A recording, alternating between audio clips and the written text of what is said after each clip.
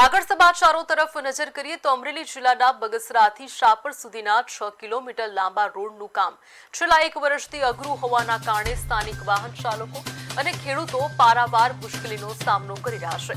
તંત્ર દ્વારા જૂનો રોડ તોડી નાખવામાં આવ્યો છે, પરંતુ નવો રોડ હજુ સુધી બનાવવામાં ન આવતા સાપર અને સુડાબડ ગામને જોડતા આ એકમાત્ર માર્ગ પરથી પસાર થવું મુશ્કેલ બન્યું છે।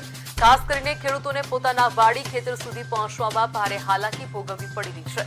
આ બાબતે અનેક રજૂઆતો કરવા છતાં તંત્ર દ્વારા કોઈ યોગ્ય કાર્યવાહી ન થતા આખરે શાપર અને બગસરાના ગ્રામજનો તથા ખેડૂતો રસ્તા પર ઉતરી આવ્યા હતા। વિરોધ પ્રદર્શન દરમિયાન રોડ બંધ કરી ચક્કાજામ કરવામાં આવ્યો અને રામધૂન બોલાવી તંત્ર સામે રોષ ઠાલવવામાં આવ્યો છે।